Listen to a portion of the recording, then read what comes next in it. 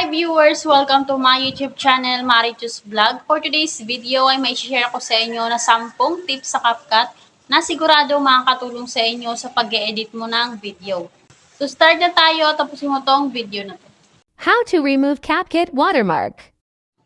Okay guys, sa mga hindi familiar sa watermark ni CapCut, ganito guys itsura niya. Madalas siyang nakikita sa dulo ng video. Kaya kung mag-edit kayo ng video, siguraduhin nyo na wala siyang watermark ni CapCut. So paano nga ba natin aalisin yan? I-back nyo lang. Tapos i-click nyo lang guys yung nasa taas. At itap nyo lang yung default ending. And then discard. Yan guys, so kailangan palagi siyang naka-turn off para kapag mag-edit kayo ng video, wala siyang watermark ni CapCut. How to use reduce noise. Tips number 2, reduce noise. So, saan nga ba makikita yung reduce noise? Tap nyo lang guys yung video, tapos scroll nyo lang. Dito sa dulo, makikita nyo yung reduce noise. Tap nyo lang yan, and then turn on nyo lang, tapos check. Yan guys, so saan nga ba? At paano nga ba ginagamit yung reduce noise? Kadalasan ginagamit to kapag kayong mismong video mo ay maingay or maingay sa background ng video mo. Hindi niya totally mawawala yung ingay, pero kahit paano ay makakatulong to para mabawasan yung ingay ng video mo. How to apply video effects. Tips number 3, video effects. So, dito guys sa CapCut, dalawang effects ang makikita nyo. Yung una, video effects, at yung pangalawa naman ay sound effects. So, dito muna tayo sa video effects. I-tap nyo lang guys yung nasa baba na effects, yung star. At ang makikita nyo dito ay video effects, body effects, at photo effects. Kung sakali naman video, ang ini-edit nyo ay maaari nyo gamitin yung video effects at body effects. Kung sakali naman pictures ang ini-edit nyo, ay maaari nyo gamitin yung photo effects. So magta-try lang tayo ng isa dito sa video effects. Tap lang natin to. Dito guys, marami kayong makikitang effects na pwede nyo gamitin. Pero yung pro ay mayroon siyang karagdagang bayad. Nasa inyo guys kung gusto nyo siyang gamitin.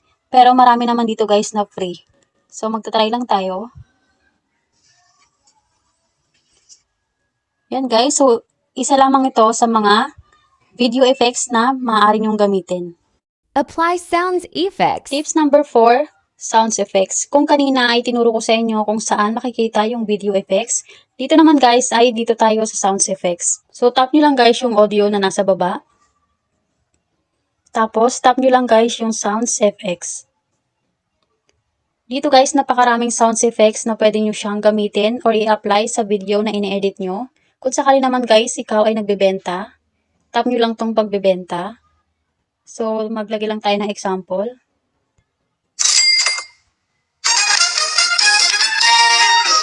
Yan guys, kung sakali naman horror yung ginagamit mo or ginagawa mong content, tap nyo lang tong horror. Or kung sakaling comedy, tap nyo lang guys yung tawa. Kung sakali naman guys ay pagkain yung binablog nyo, tap nyo lang tong pagkain.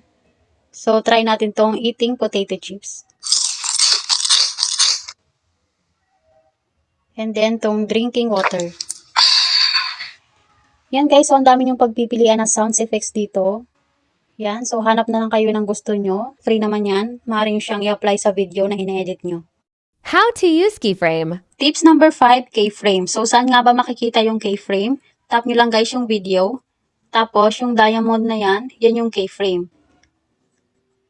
Ginagamit yung keyframe kapag gusto mong i-zoom out at gusto mong i-zoom in yung video na ine-edit mo. So, for example, tap natin tong diamond na yan. Pansin nyo guys, nagiging red siya kapag tinatap. Tapos, i-adjust nyo lang yung video nyo. Yan. Tapos, yung video nyo na nasa taas, i-zoom up, i-zoom in nyo lang gamit yung daliri nyo. Yan. So, kung napapansin nyo, nagiging red yung keyframe na nasa baba. Tapos, adjust nyo ulit yung video. At i-zoom out naman natin. Yan. Adjust natin ulit. And then, zoom in natin ulit. Yan. So, hindi nyo na guys kailangan pindutin yung keyframe kasi nagkukusa naman na siya. So, try natin i-play yung video. Zoom in, zoom out, zoom in. Yan guys. So, yan yung gamit ng keyframe. At bago tayo magpatuloy, kung nagustuhan mo tong video na to, paki-like naman at paki-subscribe na rin para updated ka sa lahat ng mga video na i-upload ko. How to use opacity. tap nyo guys yung video. Tapos, scroll nyo lang. Yan guys. So, dito makikita nyo sa baba yung opacity. Tap nyo lang yan. Adjust nyo lang guys. Yan. So, nagiging black siya. Yan. Kung paano naman siya gamitin, dito gagamit muna tayo ng keyframe para mas maipakita ko sa inyo. So, adjust ko lang to. Ang gagawin natin, simula sa madilim hanggang sa lumiwanag yung video. So, gagamitin ko dito guys yung keyframe. Tap ko yung keyframe. Tapos, adjust ko yung video gamit yung daliri ko. Tapos, dito sa baba yung opacity, adjust natin ulit. Tapos, adjust natin ulit yung video. Bali guys, isang beses ko lang pinindot yung keyframe. So, adjust natin ulit yung opacity. And then, adjust natin ulit yung video. Opacity ulit. Yan. So, ganyan lang guys. Paulit-ulit lang hanggang sa lumiwanag siya. Yan. After nyan, i-check nyo lang guys. So, try natin i-play yung video.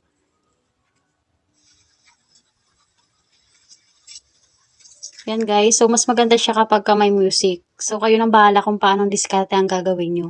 Arrow. Tips number 7. Saan naman ginagamit yung arrow na nasa taas nakatabi ng keyframe? So, ginagamit siya guys kapag for example, meron kang na-delete na part ng video na hindi mo sinasadya para hindi ka na mag-edit ng paulit-ulit. Ganito lang guys ang gawin mo. So, tap mo yung video. Tapos, magta-try tayo mag-delete ng kalahati ng video. Click natin tong split. And then, delete.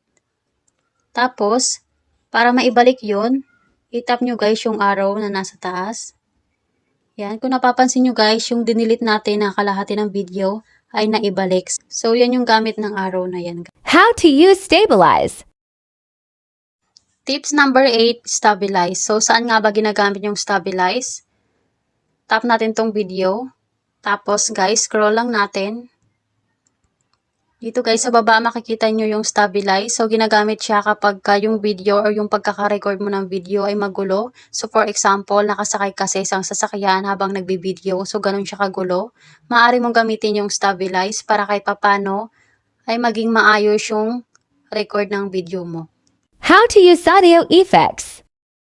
Tap natin ulit guys yung video. Tapos, scroll nyo lang. Dito guys, sa baba makikita nyo yung audio effects. Tap natin yan. So, ginagamit siya kapag for example, ayaw mong marinig ng iba yung totoo mong boses. So, may mga voice filters dito, voice character. Kung sakaling nahihiya kayong marinig ng iba yung sarili nyong boses. How to use reverse.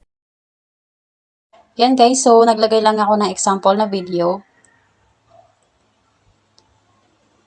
Yan, sinalin ko lang guys yung tubig sa isang baso. Tapos, tap nyo guys yung video mismo. Tapos, scroll nyo lang. Hanapin nyo dito sa baba yung reverse. Yan guys, so hintayin nyo lang siyang mag 100%. Tapos, check natin ulit guys yung video.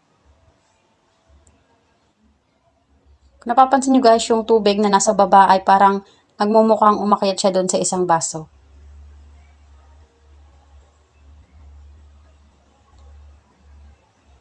Yan guys, so yan yung gamit ng reverse.